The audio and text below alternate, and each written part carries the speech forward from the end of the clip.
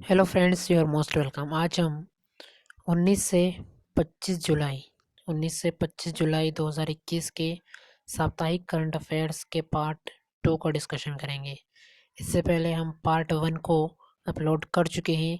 इसके लिंक आपको description box में मिल जाएगी, उस पर क्लिक करके आप उस वीडियो को भी ज़रूर देखिएगा। इससे पहले हम इस सेशन की शुरुआत करें, आपको एक जानकारी दे दें कि आप इस वीडियो को पूरा देखें। पहले तो ये काम करें आप, फिर आप इसके साथ में कमेंट ज़रूर करें कि किस प्रकार के इम्प्रूवमेंट की हमें ज़रूरत है और क्या कुछ नया हम हमारे इन सेशंस में कर सकते हैं। साथ ही हमारी जो मोटिवेशनल सीरीज़ हैं वो भी निरंतर जारी है। पॉजिटिव मोटिवेशन चैलेंज हम अपलोड करते हैं जो कि शॉर्ट वीडियोस के रूप में रहते हैं, तो उन्हें भी देखना आप ना भूलें। तो चलिए शुरुआत करते हैं हमारे इस पार्ट 2 की, हमारे पहले टॉपिक के साथ, जो कि कुछ इस प्रकार है कि अनुसंधान रक्षा अनुसंधान और विकास संगठन, defence research and development organisation DRDO ने अपनी न्यूनतम सीमा के लिए स्वदेशी रूप से विकसित तीसरी पीढ़ी की man portable anti tank guided missile MPATGM का सफलतापूर्वक परीक्षण किया है। डीआरडीओ ने तीसरी पीढ़ी की man portable anti tank guided missile का सफलतापूर्वक परीक्षण किया है और मिसाइल को एक थर्मल साइट के साथ एकीकृत मानव पोर्टेबल लॉन्चर से लॉन्च किया गया था। सभी मिशन परीक्षणों को पूरा कर लिया गया था। तो डीआरडीओ ने अपनी तीसरी पीढ़ी की स्वदेशी रूप से विकसित missile man portable anti tank guided missile का परीक्षण कर लिया है। डीआरडीओ के बारे में यदि हम जानें तो डीआरडीओ के जो अध्यक्ष हैं वो है डॉक्टर सतीश रेड्डी।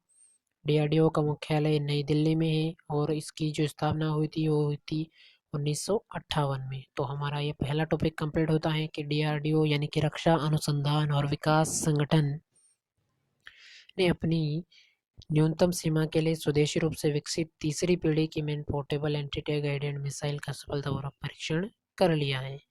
अब हम बढ़ते हैं हमारे सेकेंड टॉपिक की ओर, जो कि आता है अंतर्राष्ट्रीय ओलंपिक समिति IOC 2032 के ग्रीष्मकालीन ओलंपिक और पैरा ओलंपिक खेलों के लिए ऑस्ट्रेलिया के ब्रिस्बेन शहर को मेज़बान के रूप में वोट दिया है। यानी कि 2032 के ग्रीष्मकालीन ओलंपिक और पैरा ओलंपिक खेलों की मेज़बानी ब्रिस्बेन शहर करेगा। ब्रिस्बेन 1956 में, मेलबोर्न और 2000 में सिडनी में के बाद ओलंपिक खेलों की मेज़बानी करने वाला तीसरा ऑस्ट्रेलियाई शहर होगा। यानी कि इससे पहले 1956 में मेलबोर्न में हुआ था ओलंपिक, और उससे पहले उसके बाद सिडनी में हुआ था 2000 में। अब तीसरे नंबर पर जो आएगा वो होगा ब्रिस्बेन में होगा। यह भी ऑस्ट्रेलिया का ही शहर है।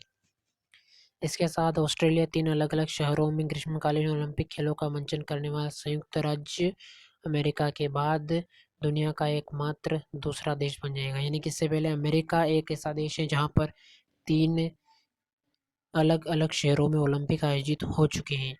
तो अब यदि 2032 का ओलंपिक खेल ऑस्ट्रेलिया के ब्रिस्बेन शहर में आयोजित हो जाते हैं तो मेलबोर्न और सिडनी के बाद यह ऑस्ट्रेलिया का तीसरा शहर हो जाएगा और ऐसा करने वाला विश्व का सिर्फ दूसरा देश होगा। ठीक है, अब हम आगे बढ़ते हैं हमारे दूसरे टॉपिक की नेक्स्ट टॉपिक की ओर, जो कि आता है ग्रामीण शिक्षक राजनीतिक नौसिखिए पेट्रो कैस्टिलो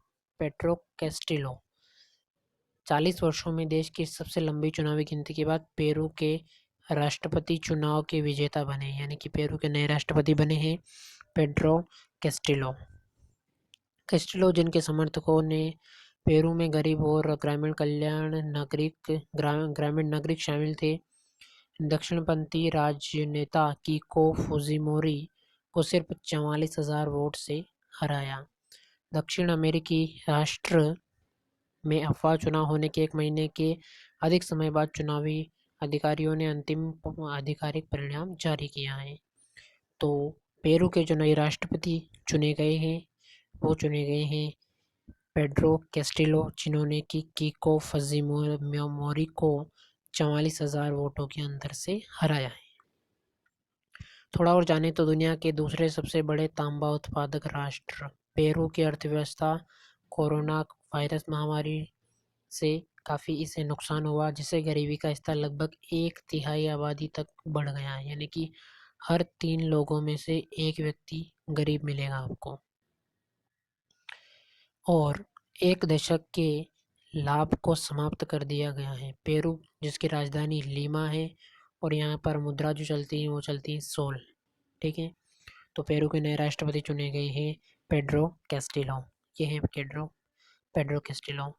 ये हमारा टॉपिक कंप्लीट होता है। अब हम आगे बढ़ते हैं हमारे नेक्स्ट टॉपिक की ओर, जो क्या आता है भारतीय स्टेट बैंक SBI ने कियोस्क के माध्यम से बैंकिंग सेवाएं प्रदान करके वित्तीय समावेशन के लिए बैंक के राष्ट्रीय कॉरपोरेट व्यापार संवाददाता के रूप में पैसालो डिजिटल का चयन किया है। सर्विस लेवल एग्रीमेंट और अन्य औपचारिकताओं पर जल्दी हस्ताक्षर किए जाएंगे।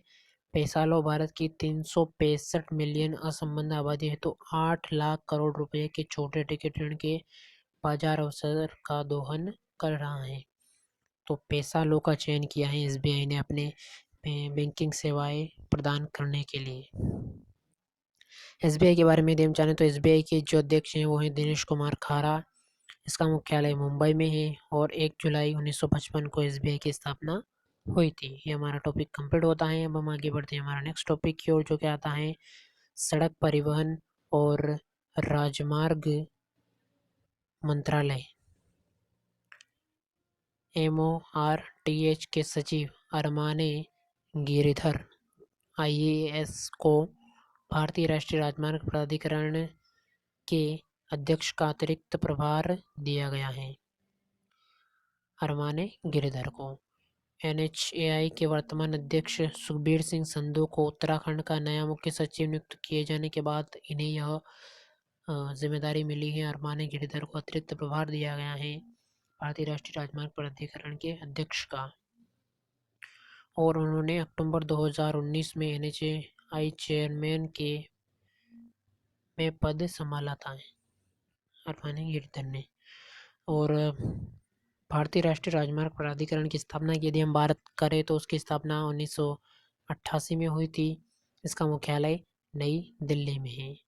तो ये हमारा टॉपिक कंप्लीट होता है कि अरमाने गिरिधर को भारतीय राष्ट्रीय राजमार्ग प्राधिकरण यानी कि NHAI के अध्यक्ष का अतिरिक्त प्रभार मिला है। अब हमारा जो नेक्स्ट टॉपिक आता है वो आता है एरियल हेनरी ने औपचारिक रूप से हैती के प्रधानमंत्री का पद ग्रहण किया है। ये हैं हैती के नए प्रधानमंत्री एरियल हेनरी। इन्होंने राजधानी पोर्ट ओ प्रिंस में एक समारोह में पश्चिमी गोलार्ध के सबसे गरीब राष्ट्र के नेता की भूमिका ग्रहण की। यानी कि पश्चिमी गोलार्ध जो है उसका सबसे गरीब राष्ट्र है हैती, जिसके की प्रधानमंत्री बने हैं एरियल हेनरी। 7 जुलाई की तड़के अपने आवास पर राष्ट्रपति जोवेनल मोइस की हत्या के बाद से अराजकता के कगार पर देश को स्थिर करने के प्रयास में हेनरी को एक नई सरकार के प्रमुख के रूप में स्थापित किया गया था। 7 जुलाई को जोवेनल मोइस, जो कि यहाँ के पूर्व राष्ट्रपति थे, उनकी हत्या हो गई थी। हेनरी के शपथ ग्रहण को मोइस द्वारा उनकी मृत्यु के कुछ दिनों पहले इस पद पर नामित किया गया था। यानी कि उनकी मृत्यु नहीं हुई उससे पहले हेनरी को नामित कर दिया गया था। कई हाइटिनियन द्वारा मांग के अनुसार चुनाव कराने की दिशा में एक महत्वपूर्ण कदम के रूप में इसे देखा जा रहा है। और हैती की राजधानी की यदि हम बात करें तो वो है पोर्ट ओ प्रिंस, और यहाँ पर जो मुद्रा चलती है वो है हाइटियन गुड। यहाँ का जो महाद्वीप है वो है उत्तरी अमेरिका महाद्वीप। तो उत्तरी अमेरिका महाद्वीप में स्थित हैती शहर के नए प्रधानमंत्री बने हैं एरियल हेनरी, हैती देश के। तो हमारा जो नेक्स्ट टॉपिक आता है वो आता है कछार उपायुक्त कीर्ति जल्ली को पुष्टि निर्भर पोषण पर निर्भर के लिए राष्ट्रीय रजत स्कॉच पुरस्कार मिला है। कछार उपायुक्त कीर्ति जल्ली को। गांव में जो दीनानाथपुर बगीचा गांव में न्यूट्री गार्डन स्थापित करने के लिए परिवर्तन और विकास पर एक अभिसरण परियोजना है। यह कछार जिले के कटेगोरा सर्कल में भारत बांग्लादेश सीमा के पास स्थित है। स्कॉच अवार्ड 2003 में स्थापित किया गया और यह उन लोगों, परियोजना और संस्थानों को सलाम करता है जो भारत को एक बेहतर राष्ट्र बनाने के लिए अतिरिक्त प्रयास कर रहे हैं। तो कछार के उपायुक्त कीर्ति जल्ली को पुष्टि निर्भर पोषण पर निर्भर के लिए राष्ट्रीय रजत स्कॉच पुरस्कार मिला है। ये हमारा टॉपिक कंप्लीट होता है। अब हम आगे बढ़ते हैं हमारे नेक्स्ट टॉपिक की ओर, जो कि आता है Jawaharlal Nehru centre for advance scientific research JNCASR Bengaluru को प्रतिष्ठित नेचर इंडेक्स द्वारा सामग्री विज्ञान में प्रगति के लिए दुनिया भर के शीर्ष 50 संस्थानों में रखा गया है। JNCASR बेंगलुरु को इस सूची में चीन से 18, संयुक्त राज्य अमेरिका से 12 और 12 संस्थान शामिल हैं। JNCASR को विश्वविद्यालय और संस्थानों के विश्व स्तर पर 23वें स्थान पर अपनी 50वीं राइजिंग इंस्टीट्यूशंस सूची के रूप में रखता है। सूची में केंद्र एकमात्र भारतीय संस्थान भी है और अन्य लोगों के साथ विशेषाधिकार भी साझा करता है, यानी कि भारत का एकमात्र संस्थान ही है जवाहरलाल नेहरू ने centre for advance scientific and research centre. और जैसे शंघाई जिओटोंग यूनिवर्सिटी जो पहले स्थान पर है, टेक्सास विश्वविद्यालय ऑस्टिन चौथे स्थान पर है,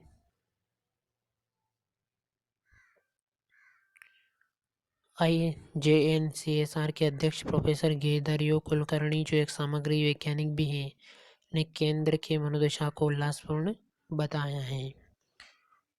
तो Jawaharlal Nehru centre for advance scientific research को नेचर इंडेक्स द्वारा अपने शीर्ष 50 स्थानों में स्थान मिला है। ये हमारा टॉपिक कंप्लीट होता है। अब हम आगे बढ़ते हैं हमारा नेक्स्ट टॉपिक की ओर, जो कहता है राष्ट्रीय प्रसारण दिवस। हर वर्ष हम 23 जुलाई को मनाते हैं, जो रेडियो के सम्मान के रूप में मनाया जाता है। भारत में लोगों के जीवन में समाचारों के साथ साथ मनोरंजन के एक सरल माध्यम के रूप में एक महत्वपूर्ण हिस्सा रहा है रेडियो। आज ही के दिन 1927 में भारतीय प्रसारण कंपनी इंडियन ब्रॉडकास्टिंग कंपनी के तहत बॉम्बे स्टेशन से देश में पहली बार रेडियो प्रसारण किया गया था, यानी कि 23 जुलाई 1927 को पहली बार रेडियो से प्रसारण हुआ था बॉम्बे स्टेशन से। तो इसी दिन को हम प्रतिवर्ष 23 जुलाई को राष्ट्रीय प्रसारण दिवस के रूप में मनाते हैं। अब हमारा जो नेक्स्ट टॉपिक आता है वो आता है मध्य प्रदेश की निशानेबाज रुबीना फ्रांसिस ने पेरू में चल रहे पैरा स्पोर्ट कप में विश्व रिकॉर्ड बनाया है। उन्होंने महिलाओं के लिए 10 metre air pistol para event में स्वर्ण पदक जीता। उन्होंने 238.1 अंक हासिल कर तुर्की की आयसेग्लू पहली वानलार का विश्व रिकॉर्ड तोड़ा। रुबीना फ्रांसिस ने इस जीत ने उन्हें टोक्यो समर पैरालंपिक 2020 में भारत के लिए कोटा भी दिला दिया है। इन वर्षों में उन्होंने राष्ट्रीय और अंतर्राष्ट्रीय स्पर्धाओं में 15 से अधिक पदक अर्जित किए। वर्तमान में Rubina junior Indian pistol shooting team के पूर्व शटर और कोच जसपाल राणा के मार्गदर्शन में प्रशिक्षण ले रही हैं। तो ये हमारा टॉपिक कंप्लीट होता है कि मध्य प्रदेश के निशानेबाज रुबीना फ्रांसिस पेरू में आयोजित हो रहे पैरा स्पोर्ट कप में विश्व रिकॉर्ड बनाया है रुबीना फ्रांसिस ने।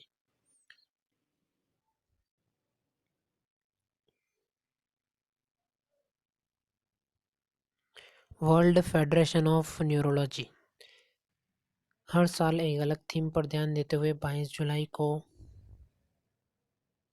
विश्व मस्तिष्क दिवस मनाता है?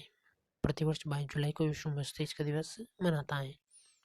वर्ल्ड फेडरेशन ऑफ न्यूरोलॉजी और कई जन जागरूकता कार्यक्रमों, शैक्षिक एवं सोशल मीडिया गतिविधियां मल्टीपल स्क्लेरोसिस को रोकने के लिए आंदोलन को बढ़ावा दे रही है, जो 22 जुलाई 2021 से शुरू और अक्टूबर 2022 तक जारी है। इस विश्व मस्तिष्क दिवस की थीम है स्टॉप मल्टीपल स्क्लेरोसिस है।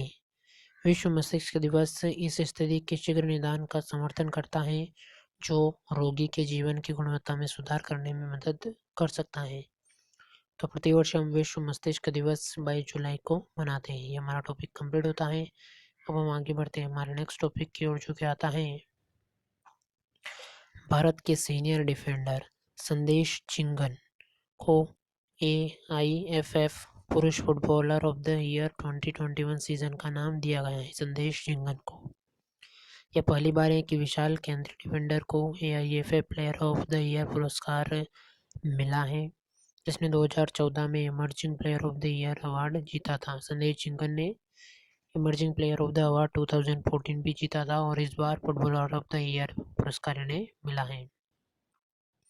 मिडफील्डर सुरेश सिंह वांगझम को 2020-21 के लिए emerging player of the year award मिला है। सुरेश वांगझम को 20 वर्षीय सुरेश, जिन्होंने इस साल की शुरुआत में ओमान के खिलाफ ब्लू टाइगर्स की शुरुआत की थी, 2017 में फीफा अंडर 17 विश्व कप में भारत में भाग लेने वाली भारतीय टीम का भी हिस्सा थे। अखिल भारतीय फुटबॉल महासंघ के अध्यक्ष की यदि हम बात करें तो वो है प्रफुल्ल पटेल। इसकी स्थापना 23 जून 1937 को हुई और इसका मुख्यालय द्वारिका में है। ठीक है, दिल्ली के द्वारिका में है। तुम्हारा ये टॉपिक कंप्लीट होता है कि सीनियर डिफेंडर संदेश चिंगन को पुरुष footballer of the year 2021 season का खिताब मिला है। अब हम आगे बढ़ते हैं हमारे नेक्स्ट टॉपिक की ओर, जो कि आता है संयुक्त राष्ट्र की सांस्कृतिक एजेंसी यूनेस्को ने एक नए फुटबॉल स्टेडियम की योजना सहित आर्थिक विकास के बारे में चिंताओं का हवाला देते हुए विश्व धरोहर स्थलों की सूची में लिवरपूल के तट को हटाने के लिए संकीर्ण रूप से मतदान किया है। चीन की अध्यक्षता में समिति की वार्ता में 13 प्रतिनिधियों ने प्रस्ताव के पक्ष में मतदान किया और 5 ने इसके विरोध में मतदान किया। वैश्विक सूची से किसी साइट को हटाने के लिए सिर्फ एक अधिक 2/3 बहुमत आवश्यकता है। यूनेस्को का मुख्यालय यदि हम बात करें तो वो है फ्रांस में है, फ्रांस के पेरिस शहर में। इसके प्रमुख है आंद्रे अजोले और इसकी स्थापना 16 नवंबर 1945 को हुई थी। लिवरपूल को यूनेस्को की विश्व धरोहर सूची से अब हटा दिया गया है। अब हमारा जो नेक्स्ट टॉपिक आता है वो आता है G20 पर्यावरण मंत्रियों की बैठक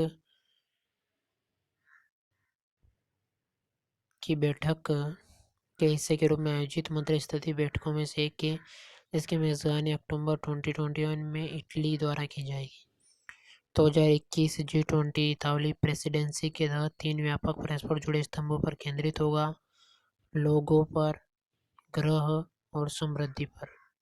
इन स्तंभों के भीतर G20 का उद्देश्य महामारी के लिए एक त्वरित अंतर्राष्ट्रीय प्रतिक्रिया सुनिश्चित करने का बीड़ा उठाना है, जो भविष्य के स्वास्थ्य संबंधी झटकों के लिए लचीलेपन का निर्माण करते हुए निदान, चिकित्सा, विकास और टीकों के लिए समान विश्वव्यापी पहुंच प्रदान करने में सक्षम है।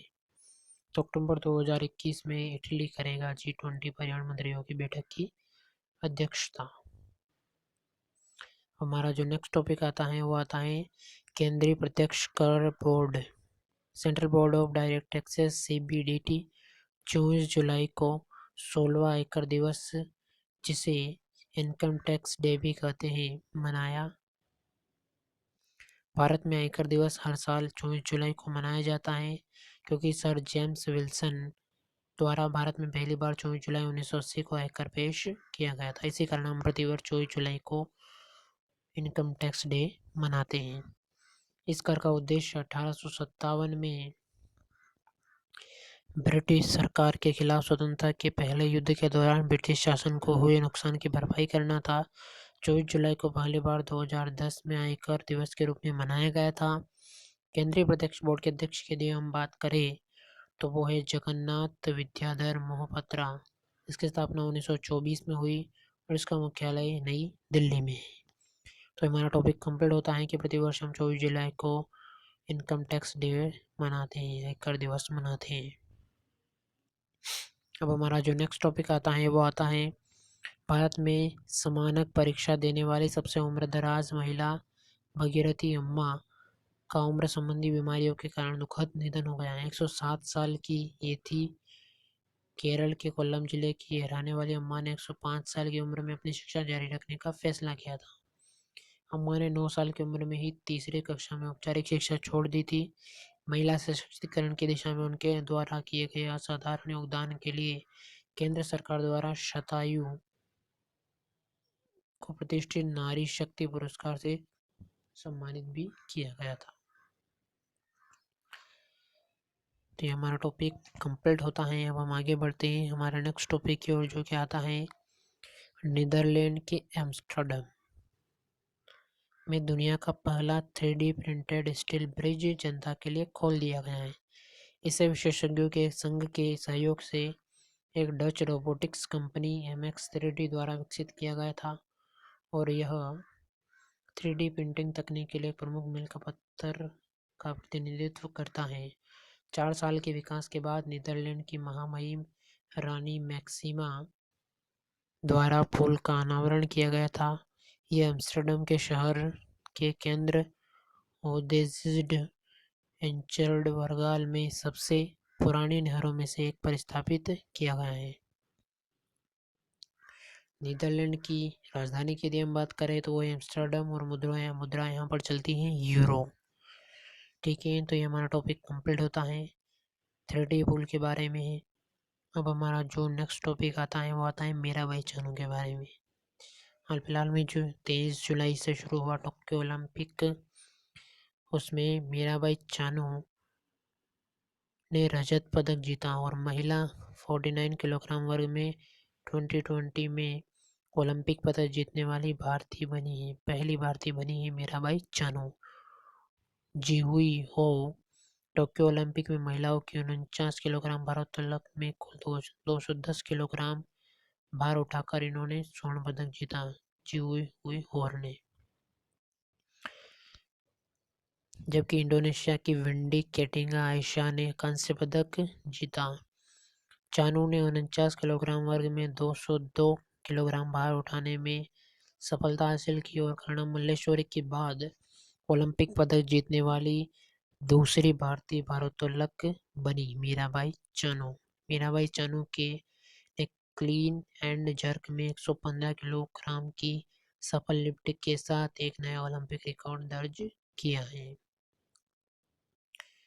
तो भारत के लिए रजत टोक्यो ओलंपिक में पहला पदक लाने वाली खिलाड़ी बनी है मीराबाई चानू। रजत पदक इन्हें मिला है।